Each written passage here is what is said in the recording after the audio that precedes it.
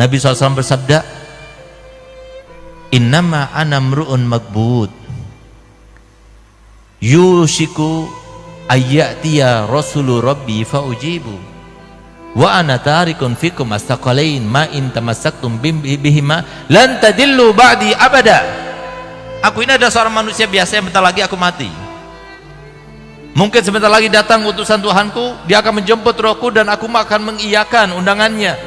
Tapi aku tinggalkan kalian dua hal. Tolong camkan baik-baik ini. Kenapa sih hadis yang dibawa terus kitab Allah wa sunnati, kitab Allah wa sunnati? Kenapa? Ini hadis itu kan diriwayatkan oleh Imam Hakim dan kita Mustadraknya. Kenapa kok itu terus yang dibawa?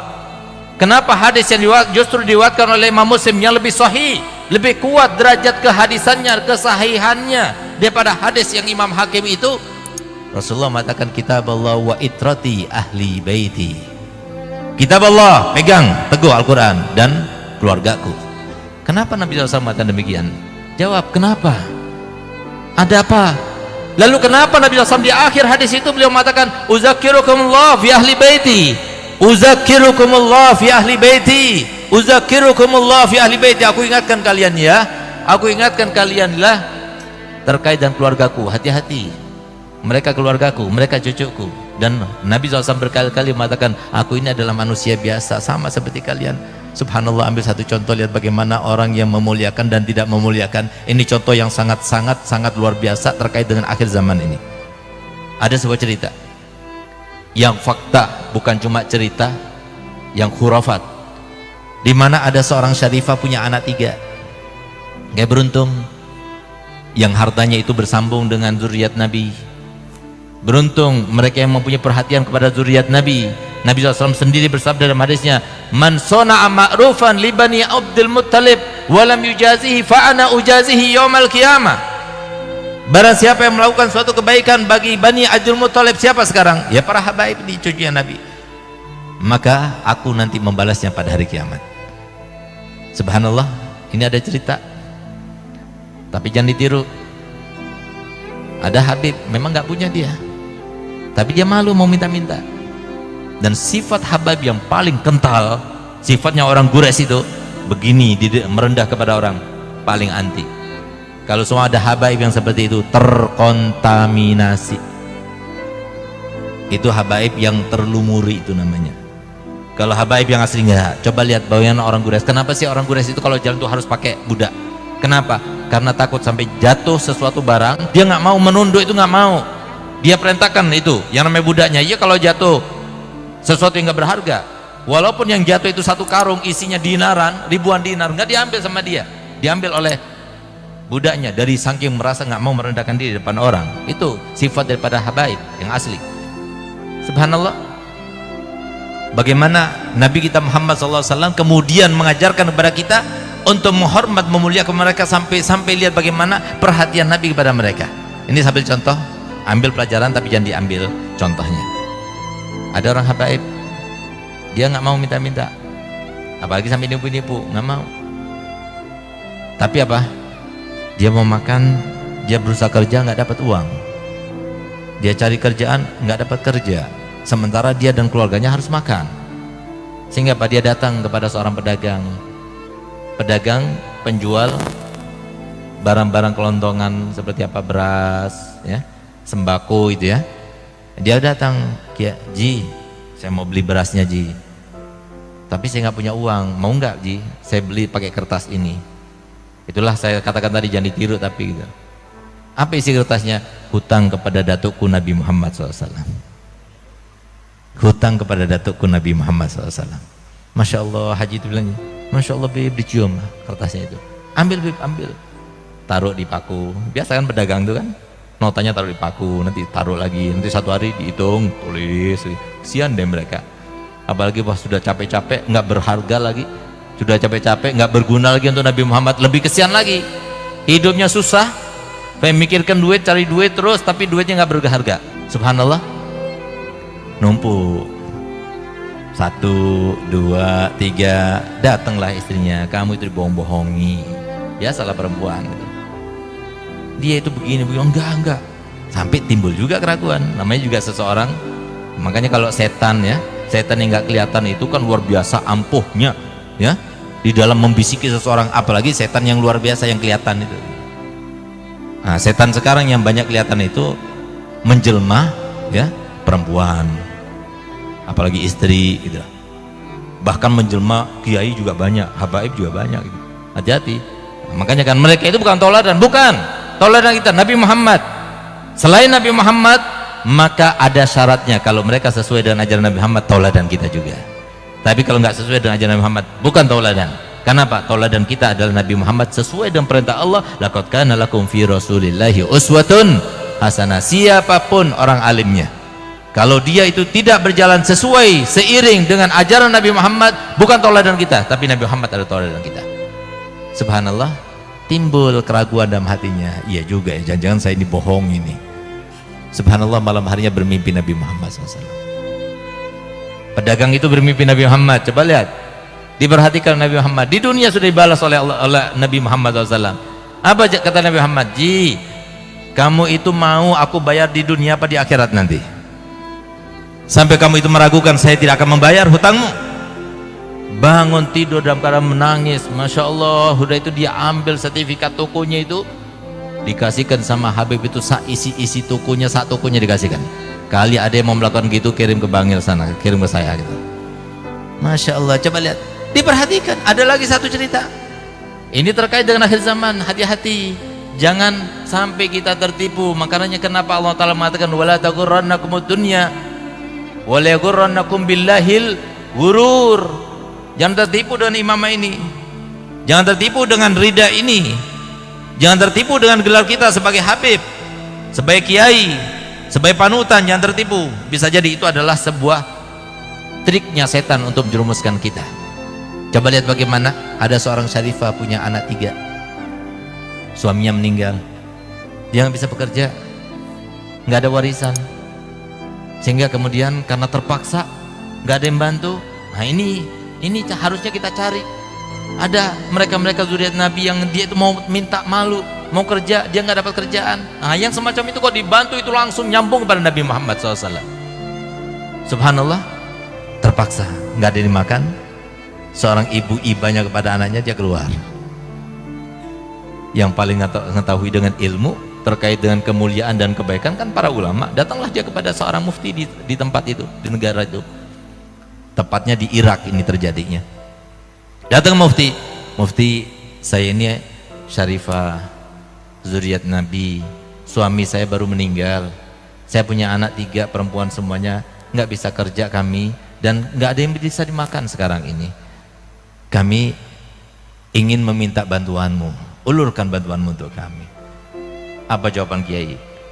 Mana buktinya kalau kamu itu syarifah? Kalau kamu mana syarifah, buktinya apa? Dia nggak bawa bukti. Nasab mungkin waktu itu Toriko apa namanya itu, Robito itu belum ada kali gitu, sehingga belum ada nasab itu yang tercatat seperti paspor sekarang ini. Sehingga apa? Ya sudah, karena dia minta bukti, dia nggak punya bukti, dia keluar. Karena dia itu terhimpit dengan rasa lapar yang luar biasa, perutnya, dia datang kepada orang Yahudi, pedagang Yahudi, tapi dia bilang, "Gal, aku ini syarifah zuriat Nabi." Polos, lugu, tapi nggak ada maksud. Yang polos sama lugu itu karena ada maksudnya. Ini nggak ada maksudnya. Akhirnya apa? Dihormati sama Yahudi itu, dikasih makan, dikasih ini. Kamu di sini sudah, tinggalnya di sini dulu. Sampai kamu itu merasa enak, baru nanti kami akan carikan tempat tinggal yang layak untukmu. Tinggal di situ. Malam harinya si kiai itu bermimpi. Itu yang namanya umatnya Nabi Muhammad itu daripada mahsyar, cari-cari syafaat, cari ini.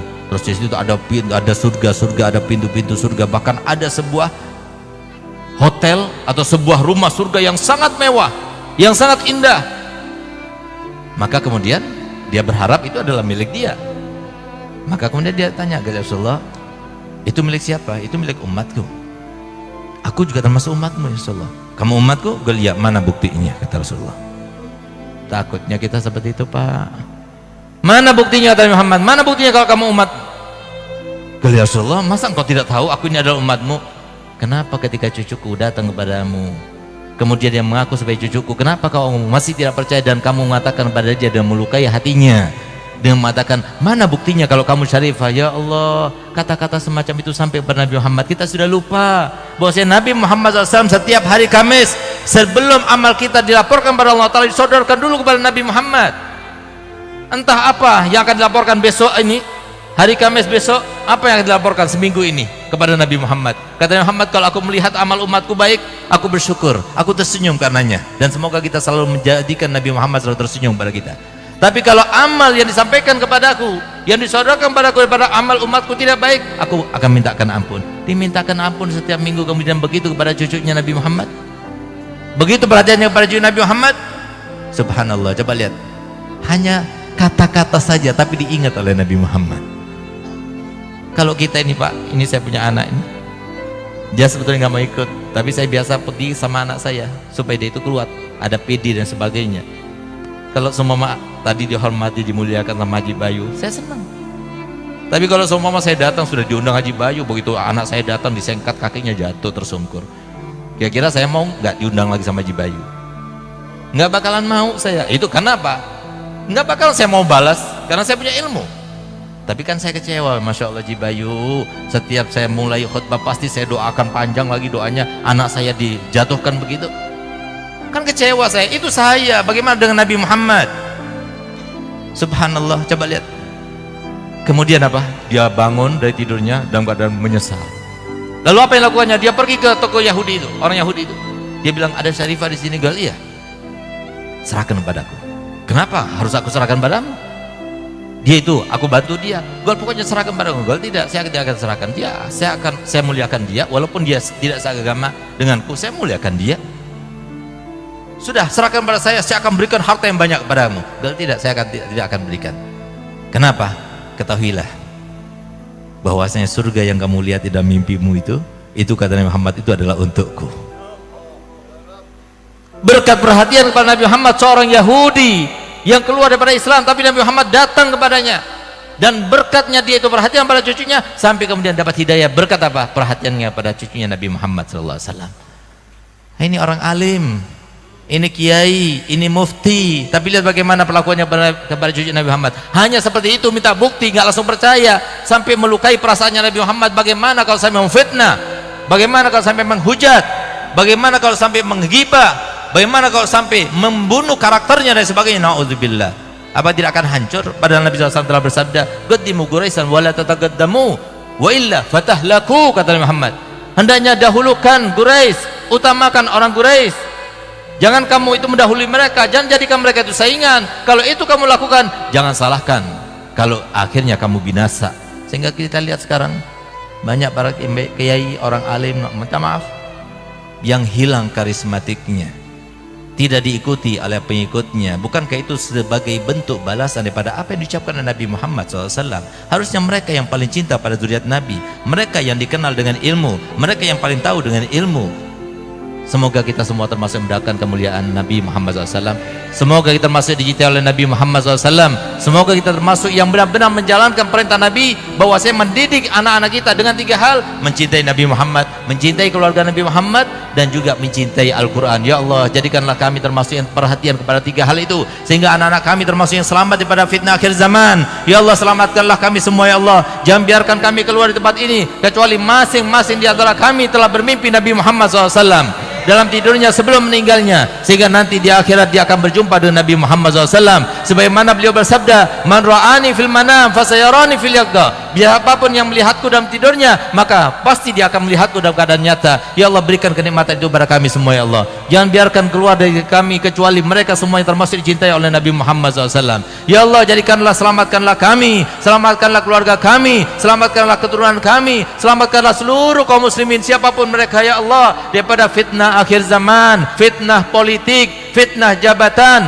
fitnah dunia, fitnah perempuan, fitnah keluarga, fitnah segala macam fitnah. Ya Allah, selamatkan mereka ya Allah, karena kami ingin berkumpul dengan mereka semuanya ya Allah, berkumpul bersatu padu dalam keadaan ya Allah kita semuanya dibanggakan oleh Nabi Muhammad, mendapatkan syafaat Nabi Muhammad, dipimpin oleh Nabi Muhammad, di bawah bendera Nabi Muhammad, diiringi oleh syafaat Nabi Muhammad, melintas di atas sirat bersama Nabi Muhammad. dan masuk ke dalam surga bersama Nabi Muhammad.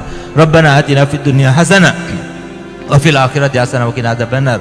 Wa sallallahu ala sayyidina Muhammadin wa ala alihi wasallam walhamdulillahi rabbil alamin. Kurang lebihnya saya mohon maaf.